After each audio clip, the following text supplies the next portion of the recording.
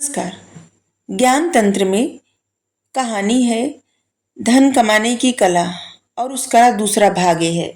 पहले भाग में यहाँ तक था कि वर्धमान ने अपने बैल का पिंडदान करके एक सांड को छोड़ दिया। अब उसके आगे इधर यमुना की कछार पर चल रही थी पवन। धीरे धीरे हवा की भीनी भीनी स्पर्श ठंडा ठंडा संजीवक को छू रहा था। संजीवक को तो जैसे जीवन का अनुभव हो रहा था। वो जैसे तैसे उठा, लड़खड़ाते हुए चलने की कोशिश की, संभलते हुए वो यमुना के तट की ओर रवाना हुआ। उगी हरी हरी घास, मुलायम मुलायम घास, आज तो उसका जमकर खाना हुआ। बिना बोझ पगहा के करते मटर गश्ती कुछ ही दिनों में हो गई हालत उसकी बहुत अच्छी। कुछ ही दिनों पहले संजीवक का था ऐसा हाल। बैलगाड़ी के नीचे दबा हुआ, नथुना फड़फड़ाता और झाग गिराता हुआ। उस पर एक टांग भी टूट गई थी। वक्त पर वो कोशिश करके भी ना खड़ा हुआ और इसीलिए वर्धमान के साथ नहीं जा पाया बैल संजीवक। और आज उसका ये हाल है कि आराम से खा रहा है, घूम रहा है, हरी हरी घास चर रहा है। अब तो हरी हरी घास खाकर हो गया मोटा तगड़ा। मस्ती में चलता, दीमकों की बांबियों को सींगों से डहाता, माथा रगड़ता और खूब दहाड़ता। इस वक्त मस्ती संजीवक को छा रही। किसी की कहावत यहाँ याद आ रही, जाको राखे साइया मार सके ना कोई, बाल न बाका कर सके जो जग बैरी होए। सब भी है जिसे उस ऊपर वाला चाहता है ना, सच भी है। जिसे ऊपर वाला चाहता है बचाना, उसे कोई नहीं मार सकता। जब उसकी नजर हो जाती है टेढ़ी, तो हवा का एक झोंका भी कोई नहीं सह सकता। जब ऊपर वाले की नजर टेढ़ी हो जाती है ना, तो हवा का झोंका भी कोई नहीं सह सकता। उससे भी प्राण जा सकते हैं, लेकिन ऊपर वाला नहीं चाहता तो कुछ भी हो जाए, किसी को कोई नहीं मार सकता। यमुना की जिस कछार पर संजीवक घूमता, चलता, दहाड़ता और टहलता, यमुना की जिस कछार पर संजीवक घूमता, चरता, दहाड़ता और टहलता, वहीं पास के जंगल में पिंगलक नाम का एक शेर था रहता। पिंगलक शेर का था उस जंगल पर राज। वो देखता था घूम घूम कर जंगल का राजकाज।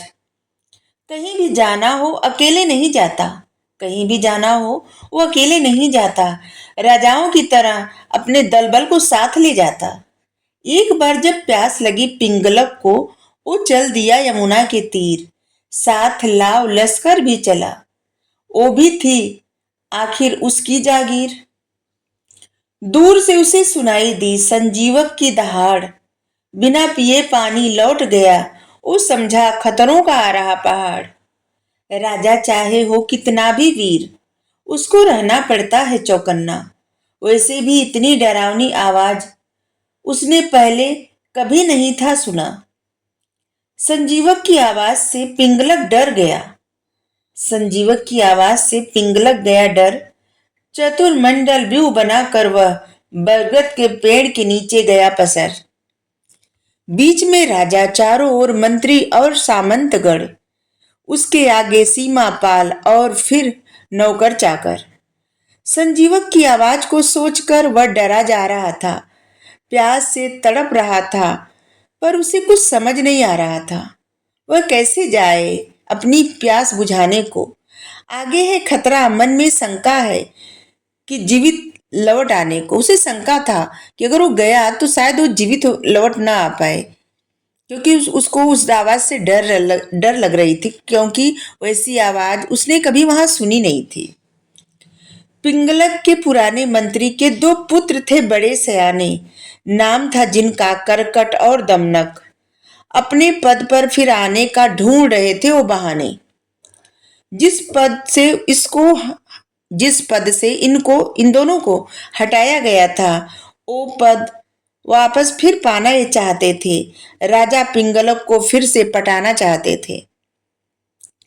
दमनक बोला करकट से, दाल में है कुछ काला, पानी पीने निकला राजा, चतुर्मंडल बना डाला। आखिर राजा को क्यों बिना पानी पिए लौटना पड़ा? ऐसी क्या नौबत आई कि पिंगलक को भागना पड़ा? सुनकर दमनक की बात करकट बोला, राजा पर आई मुसीबत राजा को सहने दो। अगर वो है चिंता में तो चिंता में उसे रहने दो। तुम उसके लिए क्यों किसी से लड़ने की सोचते हो, बिना वजह पचड़े में पड़ने की सोचते हो। क्या नहीं सुनी तुमने कभी बंदर की कहानी, पतझड़ उखाड़ते उखाड़ते उसे जान पड़ी गंवानी। दमनक उत्सुकता से बोला, पूरी कहानी सुनाने को, करकट को पूरी बंदर की बात बताने को, करकट को पूरी बंदर की बात बताने को कि ऐसा क्या हुआ था। अब इसकी कहानी आगे। Thank you. राधे राधे।